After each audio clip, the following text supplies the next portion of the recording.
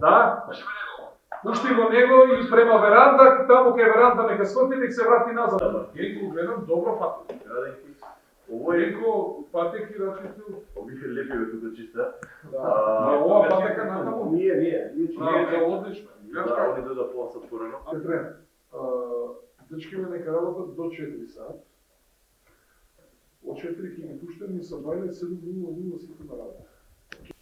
Со оглед на тоа дека имаме врнежи од снег обилни во Скопје и околината, колку општина Карпош подготвено го дочека снегот?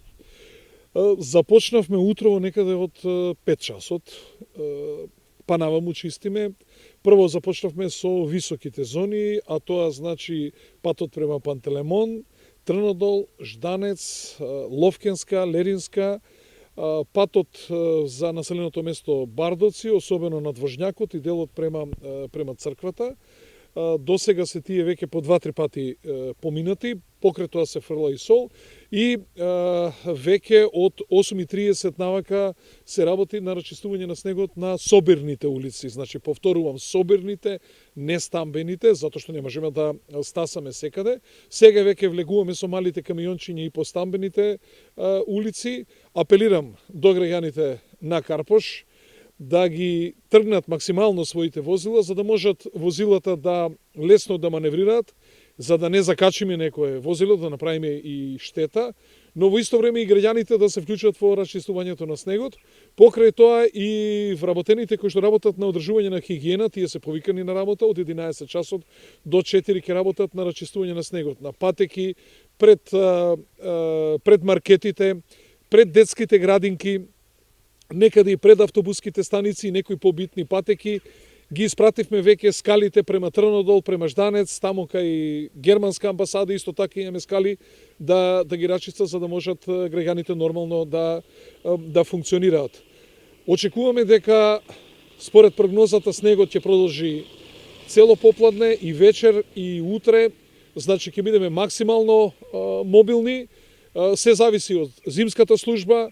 Ако паднат температурите, тогаш има проблеми и со возилата, пукаат црева, претежно на фирмите кои што ги ангажираат овие зимски служби, тоа се постари возила, но од она што го имаме проверено, констатиравме дека тие имаат и своји механичари, служби кои што веднаш едно возило го заменуваат со друго, веднаш го поправаат и очекуваме дека успешно ќе се справиме. Но во секој случај, уште еднаш апел до граѓаните да се вклучат во расчистувањето на снегот и тие пред своите дворови, пред своите патеки, да не го фрлат снегот на улица, туку да го фрлат на страна, па дури и да биде во дворот, тој полека ќе се стопи, но ако биде на улица, значи се тоа ќе ни создава нови тешкоти.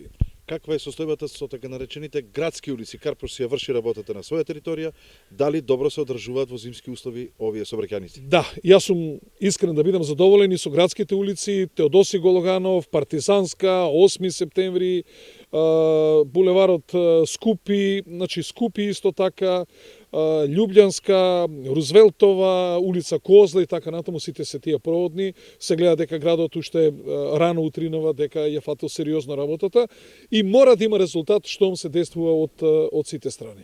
Снегот носи и непријатности, дали можеби екипите имаат забележано некакви немили настани, паднати дрва, бандери и така натаму? За сега дрва немаме паднати, меѓутоа очекуваме ако паѓа вака обилно снегот и ако биде вака меко времето, дека ќе има паднати дрва и гранки. Во моментов имаме паднато една бандера, тоа е кај германска амбасада, веќе тоа се бандери од кабловските оператори. Морам да информирам дека ние сме на работа, на своето работно место, нашиот телефон функционира, секретарката е тамо, колегите кои што сме во овој штаб, кризен штаб, исто така сме тука.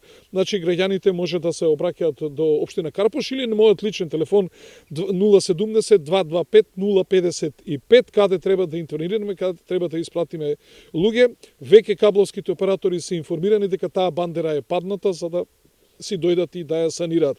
Зашто ние не можеме да работиме ако на бандери кои што се паднати било од кабелски оператори или пак од Евана, тоа се исклучиво нивна работа, наша должност е само да ги информираме.